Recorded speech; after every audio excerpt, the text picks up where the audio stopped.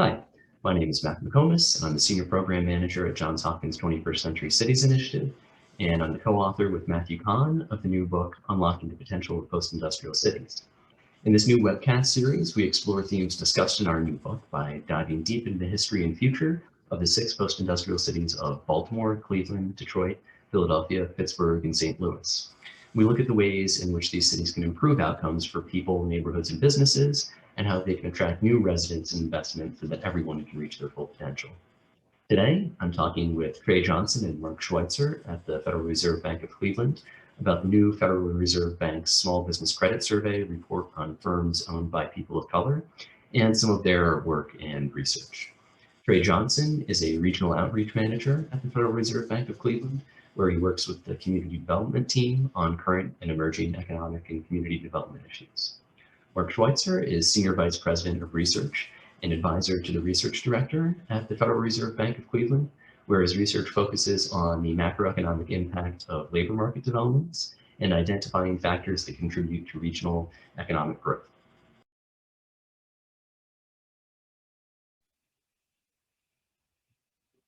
Hey, Mark and Treye, thanks for joining me today. So I want to start off our conversation by digging into some of the findings of the new Federal Reserve Bank's Small Business Credit Survey for 2020, and in particular, the report on firms owned by people of color. And for people that are unfamiliar with the survey, it's a nationally representative survey of firms with fewer than 500 employees. And in 2020, it had about just under 10,000 responses.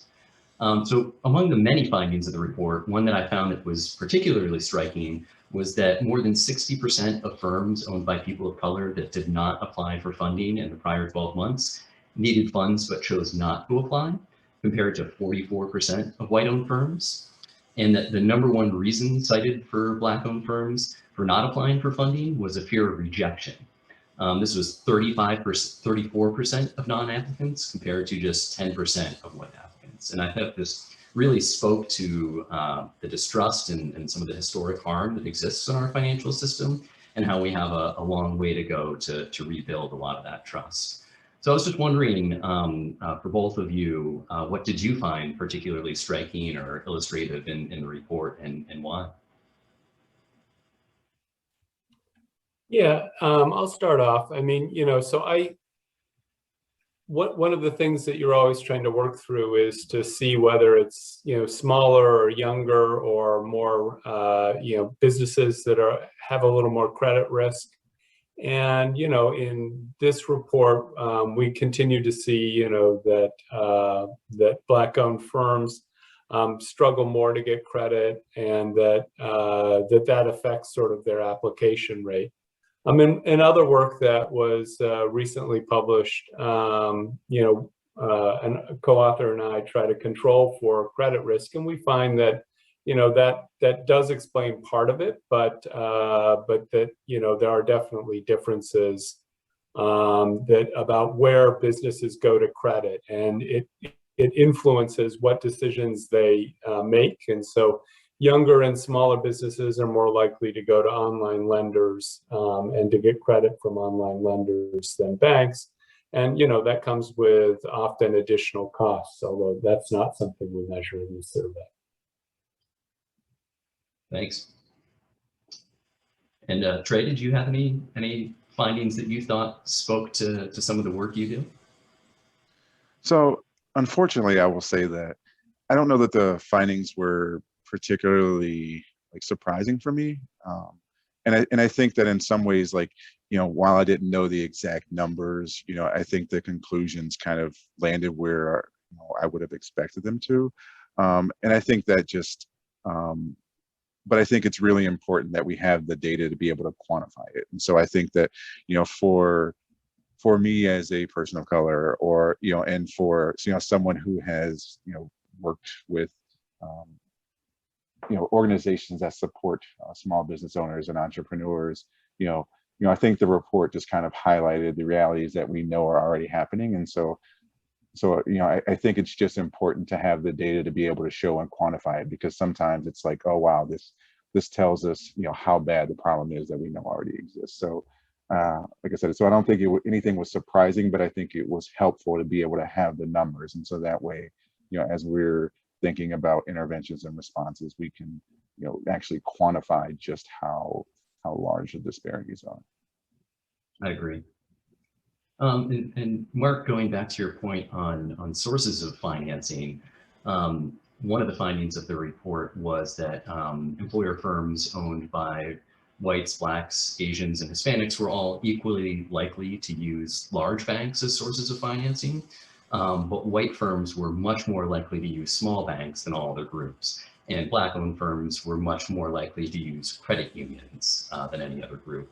Do you think this has to do with just the geographic availability of these financial services and where these institutions choose to do business, or are there other possible reasons to explain some of this disparity? Sorry about the dog. I think the geographic dispersion certainly matters. There are more small banks in rural areas, larger white population in rural areas. So those sorts of things clearly do matter. In the other work that we've done, we definitely find that sort of the higher credit risk borrowers, are clustering more towards online lenders. They also make more use of credit unions, and credit unions and online lenders seem like they are willing to make loans that neither small banks or large banks would make. So there's a little bit of a greater acceptance of some credit risk on the part of those two lenders. And I think that's potentially another reason why, we really should look at credit unions. I think when we think about credit unions, they tend to be quite a bit smaller. They're relatively new in the small business lending space. And I think a lot of the ones that we are probably seeing, although we can't sort of pick up sort of which credit union or anything like that in the survey, is, there are a good number of urban, either city-based or church-based credit unions. And, so those things are, increase the access to credit in those communities. So I think we are seeing some interesting patterns about lending. I think one of the things that I think is interesting is, there's a lot of interest in small banks versus large banks. When we tried to analyze, do small banks or large banks provide, more flexible credit or address credit needs for higher risk borrowers, we don't see any difference in those two entities. So they tend to, make similar loans to similar credit risks. So it does matter. We're paying attention to it. We want to know more about this, and that's part of why we run this survey. Thanks, and that's something I've definitely noticed in Baltimore over the last decade is a lot of credit unions entering the small business lending market where they really had little to no footprint historically. So it's definitely an interesting trend. One of the other things the report speaks to, which is again not very surprising, but the disparate impact that the pandemic and the related shutdowns had on hospitality and leisure, as well as minority-owned firms in general. Can you speak to sort of more generally either some of the report's findings on how shutdowns affected different types of businesses, or just sort of in your experience and Trey, your work in the community about what businesses in particular were affected by the shutdown? Yeah, why don't I start off with a little bit of what the report says, and then Trey can fill in a little bit of what contacts are telling us, because I think they're both interesting patterns. So, the report definitely picks up the struggles of the food, accommodation, leisure, hospitality, the whole range of entities that were shut down. And, those challenges, continue. And, for example, when we look across race and ethnicity, we see that, Asian business holders, had some of the sharpest effects of, living with pandemic restrictions. So we definitely see that in the analysis, but we also see, I think the importance of, of public lending, and in particular the sort of PPP program. We find, really extensive coverage of public funded lending programs, and the businesses themselves say they were important to keep going, and that if challenges continue, they would need that sort of public lending. So that's kind of what we can see in the survey, and I know Treye's done a lot of outreach in this area, so I'll turn it over to him.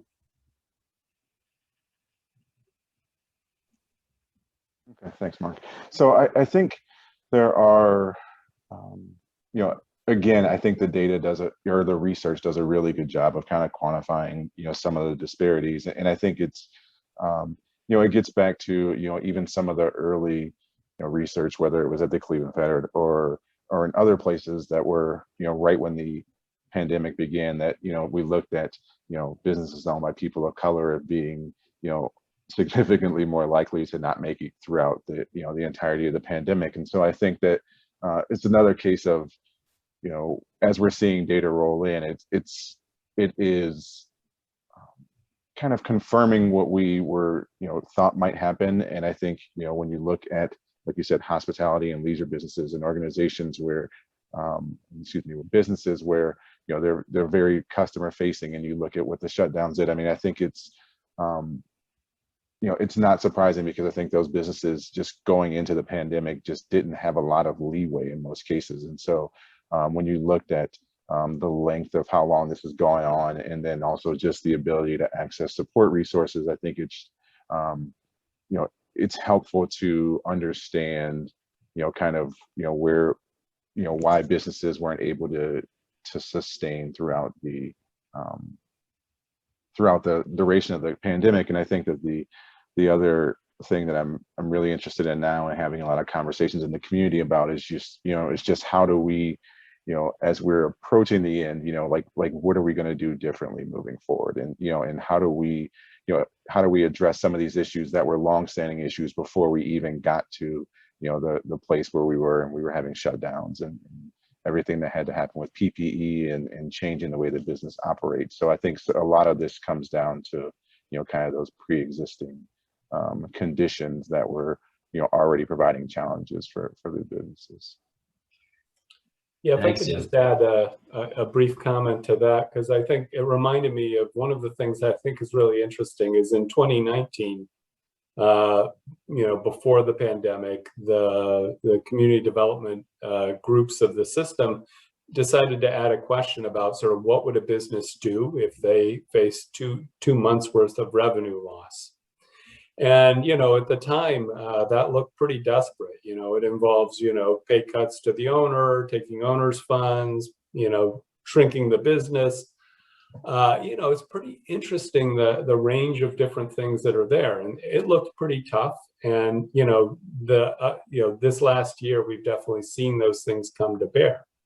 And, one of the things that the report, shows you is that, it actually takes a lot to actually, fully shut down the small business.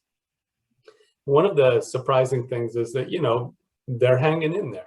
They're hanging in there longer than we might have guessed. And some of that's PPP loans. But the businesses definitely cite, using the owner's assets and bringing in, cutting the owner's pay, cutting employment, all sorts of different reactions. And I think, that's one of the areas where you want to pay attention to race and ethnicity, is that, businesses owned by people of color have, less resources to draw in the background. So it's, it's definitely important that we, keep that in mind as we, pursue public policies like the PPP loan lending program. Great. Trey, picking up on your points about sort of looking beyond the pandemic. In my new book with Matt Kahn, one of the things that we argue for is to push for more investment in Black-owned businesses in some of the post-industrial cities we look at. And I think what the PPP program did was laid bare how important it was for businesses to have pre-existing connections to the financial system in order to get some of those loans. And obviously that was, that process was refined as the program sort of evolved. But, looking forward, what are some promising models or ideas that you're seeing that could either build better connections to the existing financial system or create new models of lending in communities? So, I mean, I think that there are a couple of things, and I think in a sense it gets back to, I mean, it's pretty basic. I mean, so I think, like you've kind of alluded to, or I think you've stated flat out, and I think, we know that relationships with banks, banking relationships has been, was a challenge coming into this. And, and when you have a program that's based on having banking relationships, and if a certain group doesn't have those relationships, I mean, we shouldn't be surprised when, the outcomes say, hey, that, they didn't access this program. And so I think, as as resources were expanded and the pool of organizations and method in the avenues that people can get resources with expanded, and I think it's having greater, it had greater effectiveness and was able to reach different populations. And so I think that I think part of it comes down to just being, very thoughtful about, who has connections to businesses owned by people of color, and so it's like, and it's how do you establish those relationships when you're not in a crisis mode? I mean, so like the time to prepare for a crisis isn't when you're in a crisis, you know what I mean? Like, so, as we're getting out of this, we need to think about, how are banks, continuing to push banks on how they're doing outreach into communities of color, and, whether it's through programs like, whether it's through like formalized programs that like Bank On, I know is one that, that just popped in my head that has done good work, but I think we have to continue to put pressure on banks to say, hey, you have to do more to continue to build, relationships within communities of color.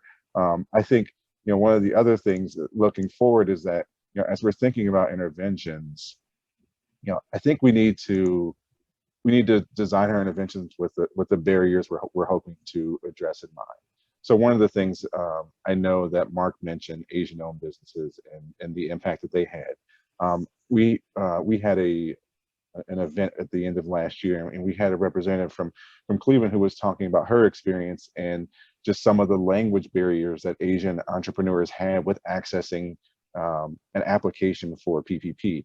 And so that, there was a nonprofit that went through and they started trying to translate the application to their entrepreneurs, and then they had to translate their answers back onto the application, and those things take time. And so, I think about, for me, it seems like a really low-hanging fruit to say, like, if you're going to have resources available to entrepreneurs, then it needs to be available in multiple languages. You know what I mean? And yes, that's going to require you to have some different the ability to process those things, but like, I don't see why, if you have a big Spanish-speaking population, like having an application in Spanish could cut out a huge time step of like, okay, do you understand this? And I think that in some ways the applications are just difficult. I mean, I've also heard from people that applications are just, sometimes it's really difficult to understand for even English, people who are English as their native language. And so I think it's, thinking about if language is an issue, how are we addressing language barriers? If other access issues, like I said, whether it's banking relationships, so I think it's really just trying to figure out like, okay, what are the barriers that we know exist, and then how are we proactively planning for that? So I think I think it sounds really basic, but sometimes those basic things we overlook as we're trying to figure out like, oh man, we really want to reach this community. And so sometimes it's just like, hey, what are the barriers and how do we address those barriers? And like I said, it has to be it can't be once the application is live. It's got to be, a month out from before the application is live. And if you know that groups don't have banking relationships, or if you know that it's going to take groups more time to complete them, then giving them 2 days of a head start may not be enough time for those businesses. So like I said, I think it's just some of it's common sense stuff. I agree. So Mark, I wanted to turn now to a paper you wrote. So in my new book with Matt Kahn, one of the things that we look at is the loss of manufacturing jobs in 6 post-industrial cities and the impact that this had on the trajectory of those cities in the long run.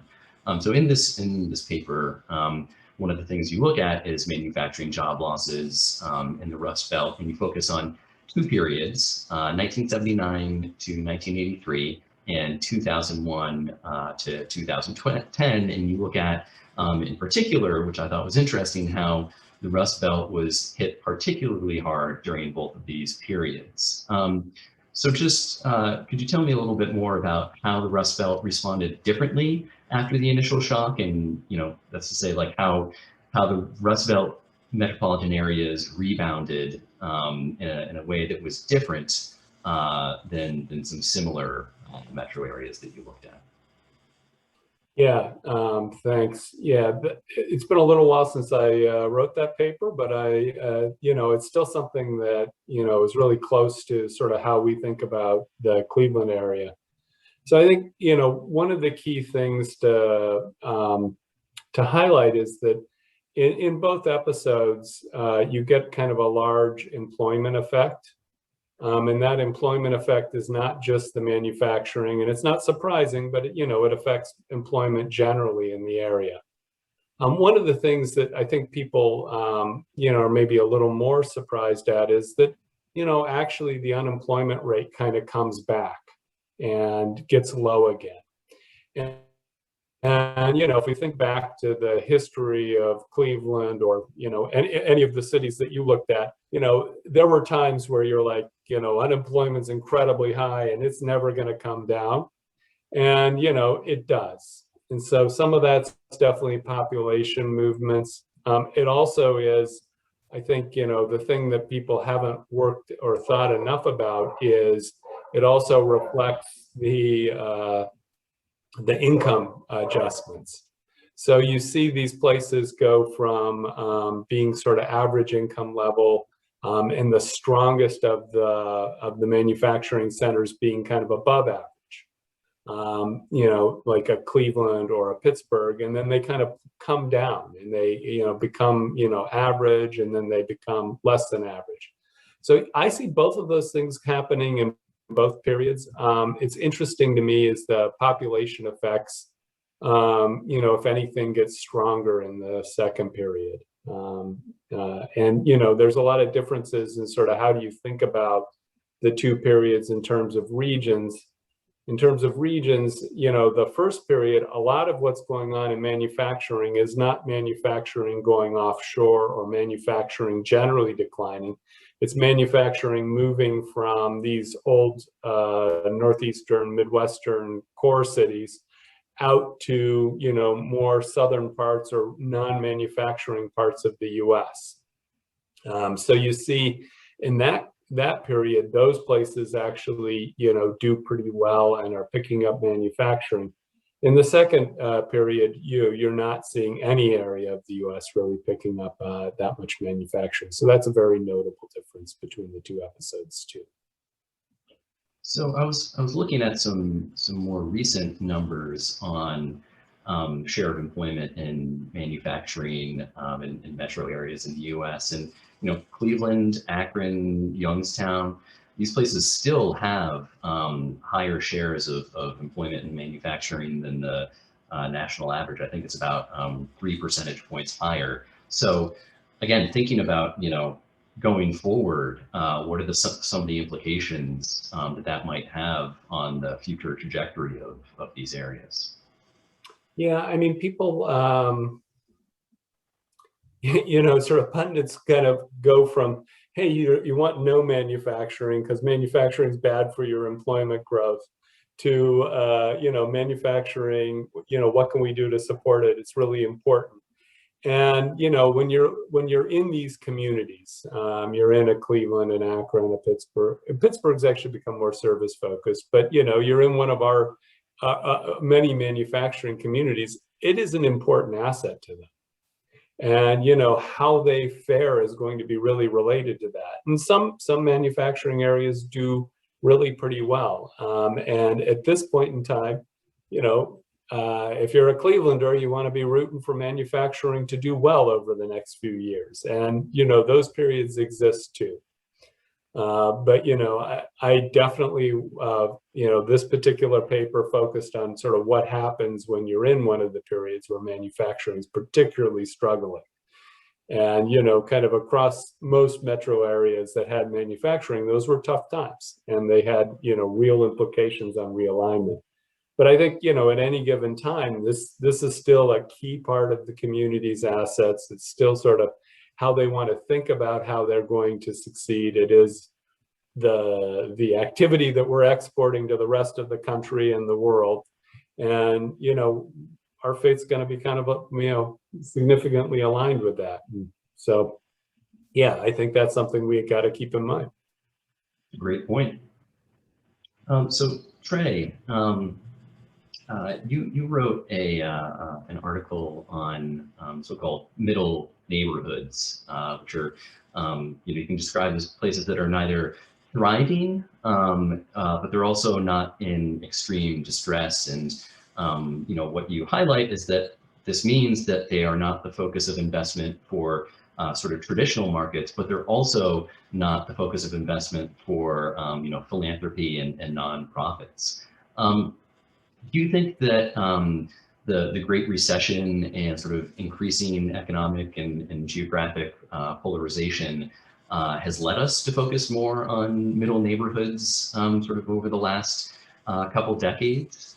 And worrying that some of these places are sort of vulnerable to declining if there is sort of a big shock again, like the Great Recession?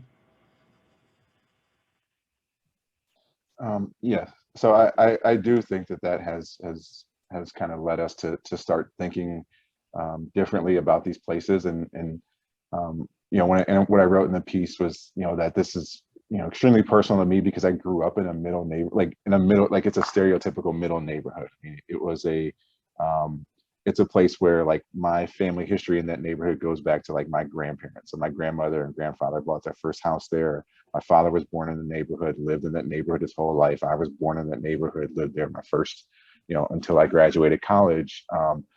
But now, having gone, I go back because, my father still owns a couple of houses on the street that we live in, including the house that I was born and lived my entire life in. And I still have friends in the neighborhood. But when I go back, it looks different. And I think it's something where, it's a place where if you weren't from the neighborhood, you drive through and you'd be like, oh, it's not the worst neighborhood that you're ever going to drive through. But it's not somewhere where you're like, man, I really want to buy a house here. And I think it's, and I do think that, that polarization that you're talking about. And I think that, just, the Great Recession, and I think even the pandemic, I mean, I think those shocks to the system have hurt, have particularly hurt middle neighborhoods, because it's like, when you look at the outside, you're like, oh, this place has good bones. We don't need to put there's not an immediate crisis that we need to respond to. So we'll put our money to a place where that needs it the most. And then the investment side is like, oh, there's not maybe as much growth here or much potential, so we'll go somewhere else. And then what you find is that those places just slowly just slide, and things get worse over time. And then before you know it, you have groups of communities that were largely middle class, working class families who I just keep thinking about like my grandfather's house, and like my grandfather bought this, worked at Ford, retired from Ford, paid off this house. It's been in our family forever. And like, it's not, I mean, if I tell you what the home was worth, it would, like, your jaw would hit the floor. I mean, it's just so sad. But it's like, this is something that is, like I said, there's just a slow decline. And so I think that, any shock to our economic system while it may not resonate most in these communities, these are the communities that just aren't seeing, there's not a, a response happening here. So I was really heartened to see, this middle neighborhoods movement happen, because it's like, hey, there's something here that, that does have value and can be salvaged. And in some ways it's like, okay, let's stop before, these middle neighborhoods, deteriorate to a point where you can't save them. And then now you have, even larger swaths of cities and communities that have that are just now in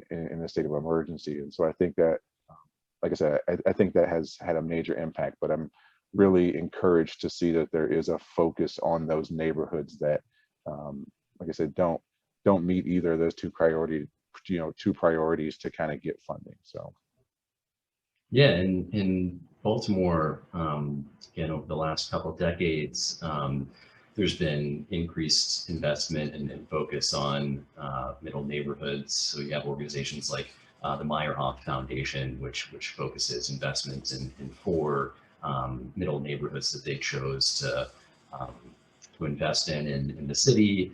Baltimore City has looked at reducing vacancy and increasing sort of small developers to do work in a couple of middle neighborhoods and seeing some success there. So I was just wondering, in Northeast Ohio, who have you seen have sort of renewed interest in middle neighborhoods? Has it been, private sector, philanthropy, local government, or a mix of all 3 of those? So I think it's been a mixture of all 3. So, I mean, I think it has helped that, so I will say that, the Cleveland Fed, we hosted an event on, for when middle neighborhoods had a convening, and it was in our building. And I think that was helpful for us to talk about, how that connected to our work. I would say from a philanthropic standpoint, probably the most prominent would be the Cleveland Foundation provided some funding that actually helped the city of Cleveland hire a director of, I think his title is Director of the Middle Neighborhoods Initiative, but that the person, the name is Jason Powers, actually helped the city of Cleveland come up with a strategy for how they were going to respond to middle neighborhoods and what their funding strategy and how they were going to support middle neighborhoods. And then I think, just locally, Cleveland has a very robust community development infrastructure. And so there's a lot of community development corporations and a lot of CDCs that are doing work. And so I think that, there's also been, monies and support that has been going into those neighborhoods, but I don't think it's been with the intentionality of like, let's support these neighborhoods because they represent middle neighborhoods. Whereas now I think there's a little bit more intentionality on that. The flip side of that, I will say, is that there is, that still also presents some challenges, because that means that if, money going to middle neighborhoods means that it's not going to other places that may need it, where there's a greater need. But I think that the reality is that it is nice to see kind of some broad support for the idea that we need to support middle neighborhoods, because of the fact that they, in a lot of these cases, they have, assets and they have resources that have value. And there's, I mean, I would also say that there's like a lot of CDCs, particularly Old Brooklyn CDC. I believe their executive director, Jeff Respi, is the national co-chair for the middle neighborhoods movement. But I mean, it's really nice to have someone locally who is significantly plugged into the middle neighborhoods movement, and then being able to connect, because the city of Cleveland's director of middle neighborhoods actually came from that CDC. And so I think there's, some nice alignment between, philanthropy and government and nonprofits that are kind of rallying around this. And so I think now the challenge is just, how do we do this in a way that is, equitable, but is also, being able to respond to all the neighborhoods, because I think there's also some pretty broad range in terms of what qualifies as a middle neighborhood. And I think Cleveland has a large number of it. Thanks. So Mark, turning to a paper that you wrote, one of the things that I focus on in my book is labor markets in cities and things that inhibit labor market participation, such as drug addiction. you have a paper that looks at the relationship between the rise in opioid prescription rates and labor market participation. Just in thinking about the issue, before looking at any of the data, one might assume that labor markets that were already weak would be particularly susceptible to opioids. In your research, did you find that sort of a declining labor market caused rises in opioid prescription, or the reverse? Yeah, so that's of course a big question, and one that many people are trying to tackle. What we find is that it really is the prescriptions that are causing weakening in labor markets, and let me tell you a little bit about how we try to separate that.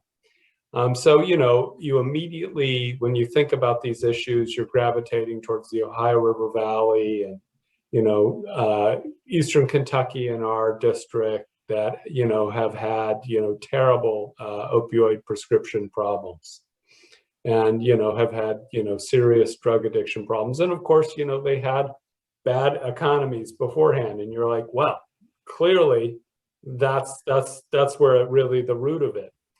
But it turns out what we try to do is look across the entire nation, and there are a lot of bad labor markets in the U.S. So they're not just in our district or along that particular area. And so even if you just sort and said, okay, I'm going to look for how do opioids affect labor markets? I'm going to control for sort of how bad is the labor market. But now I'm going to go even more extreme. I'm only going to look at bad labor markets.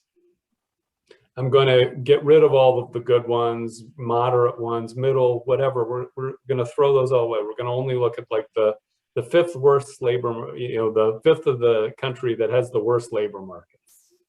And if you do that, you still get the effect that places that had more prescriptions have weaker labor markets develop.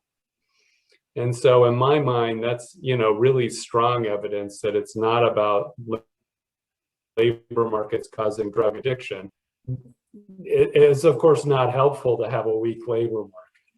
But, there's a lot of variation in how many prescriptions showed up in different places still. And that says, look, the drugs had their own effect. So I think that's kind of our take on it is, yeah, you'd like a better labor market. It wouldn't hurt. It would be good. But more prescriptions was bad. So picking up on something you said, I think a lot of the media attention around the opioid epidemic is focused on it being a rural issue and an issue for sort of white neighborhoods. Did you find any regional differences or sort of differential impacts for white and minority men? So we do definitely look at that, and I think what we basically find is that a higher African American population in an area that you're looking at typically means that there were fewer prescriptions written in those areas, and that places that have larger African American populations but got more prescriptions had problems too. But it really is a little bit of the geography of where the prescriptions went. And there's some public health literature that shows that, and this kind of it came up before the pandemic, that an African American male who went to a doctor's office reporting the same symptoms as you or I would be much less likely to get an opioid prescription. So that's discrimination in medical care, and we obviously don't think discrimination in medical care is a good thing. But in this particular case, there is evidence from the public health literature that that was a factor in why there are less opioid prescriptions in African American communities. So we view it primarily as an exposure issue, and not that there was something about the community that made it less damaging.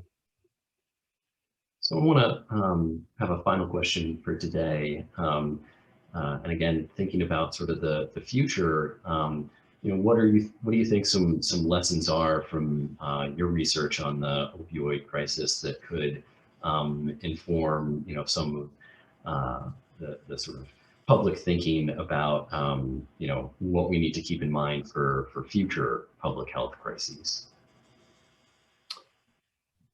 Yeah, when the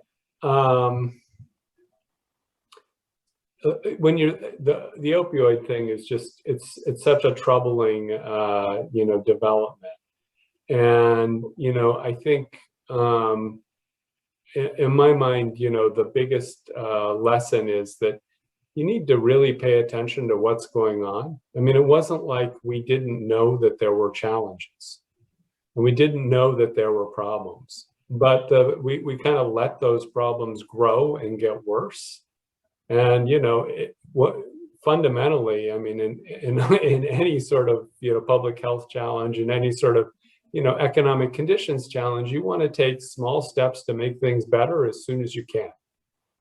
And I think that's kind of a clear lesson, is the opioid crisis was kind of allowed to fester for a really long time, and the effects just got worse. Thanks. Well, thank you, Mark and Trey, for taking the time to talk to me today. I certainly learned a lot and really enjoyed our conversation. Thank you. Thank you very much.